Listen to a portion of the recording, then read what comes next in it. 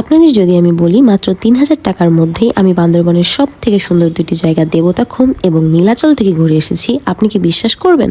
অনেকের কাছেই বান্দরবন মানে ব্যয়বহুল ট্রিপ, কিন্তু সঠিক পরিকল্পনা আর সঠিক গ্রুপ থাকলে এই জায়গাগুলো খুব সহজেই লো বাজেটে ঘুরে দেখা সম্ভব। এই ভিডিওতে আমি আপনাদের দেখাবো কিভাবে কম খরচে পুরো ট্যুরটা সম্পন্ন করেছি, গাড়ি, খাবার, গাইড থেকে শুরু করে সব খরচের বাস্তব হিসাব সহ। আমার বান্দরবনের যাত্রা শুরু হয় সায়দাবাদ থেকে। ভোরের দিকে আমরা পৌঁছে যাই বান্দরবন বাস টার্মিনালে। এখান থেকে শহরের কোলাহল ধীরে ধীরে মিলিয়ে যায় আর পাহাড়ের নীরবতা চারপাশ ঘিরে ধরে। টার্মিনাল থেকে আমরা চাঁদের গাড়ি নিয়ে রওনা দিই কচ্ছপতলী বাজারের দিকে। রাস্তা যত এগোয় পাহাড় আর সবুজে ঘেরা দৃশ্য তত বেশি মন ছুঁয়ে যায়। কচ্ছপতলী পৌঁছে আমরা আমাদের ট্যুর গাইডকে আমাদের NID copy, personal and emergency contact দিয়ে ব্রেকফাস্ট শেষ করে সুন্দর একটি ভিউয়ের সাথে চা উপভোগ করি।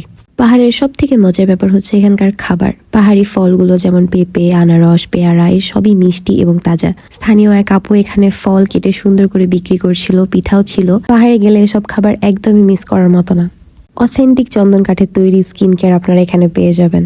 সেনাবাহিনী ভোটার আইডি কার্ড চেক করার পর শুরু হয় আমাদের ট্রেকিং জার্নি। এখান থেকে নেটওয়ার্ক একদমই শূন্য, মানে আপনি একদম নেটওয়ার্কের বাইরে। এখানে আপনি যদি টানা 30 মিনিট ট্রেকিং করেন না থেমে, তাহলে 30 মিনিটের মধ্যে আপনি দেবতাখুমে চলে যেতে পারবেন।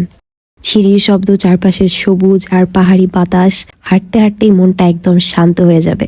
প্রতিটি ধাপ যেন প্রকৃতির সঙ্গে আরো গভীরভাবে যুক্ত করে দেয়।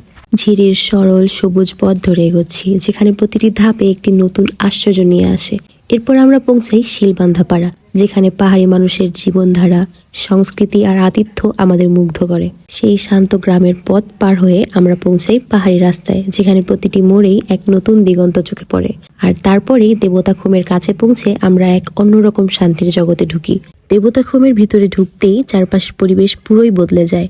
পা রাখার সঙ্গে সঙ্গে পানির নরম কলকল শব্দ, পাথরের মৃদু ছোঁয়া আর পাহাড়ের নীরব ছায়া মিলে এক অদ্ভুত শান্তি তৈরি করে। এখানে সময় থমকে যায় আর আমরা শুধু প্রকৃতির শান্ত ছন্দে নিজেকে মেলাই, যেন এই মুহূর্তগুলো চিরকাল মনে গেঁথে থাকে। দেবতাখুম থেকে আমরা আবার 30 মিনিট ট্রেকিং শেষ করে রওনা দিই কচ্ছপতলী বাজারের দিকে। কচ্ছপতলীতে আমরা দুপুরের খাওয়া শেষ করে চাঁদের গাড়ি ভাড়া করি।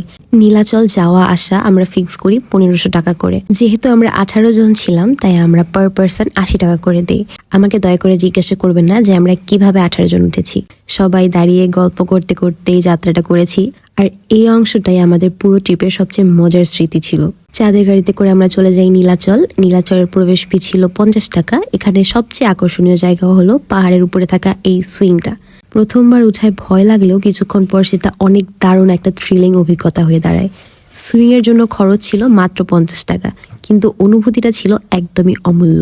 এই ট্রিপের সবচেয়ে বড় খরচ হচ্ছে চাঁদের গাড়িতে, তবে বেশি মানুষ একসাথে গেলে এই খরচটা অনেক কমে আসে।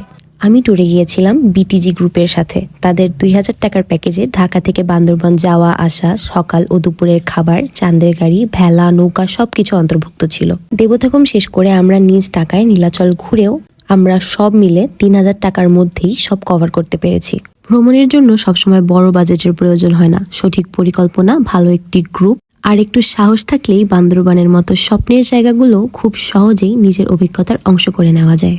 এই ছিল 3000 টাকার মধ্যে আমার দেবতাখুম আর নীলাচল ট্যুর। আপনারা যদি ঘুরে আসতে চান অবশ্যই আমাকে জানাবেন, এবং কোন বন্ধুর সাথে চলে যেতে চান নেটওয়ার্কের বাইরে তাকে অবশ্যই মেনশন করবেন। কোন জায়গা সব থেকে বেশি ভালো লেগেছে আপনার অবশ্যই আমাকে জানাবেন। পরের ভিডিওতে আবার দেখা হবে নতুন কোনো যাত্রার গল্প নিয়ে। সেই পর্যন্ত আল্লাহ হাফেজ, আসসালামু আলাইকুম।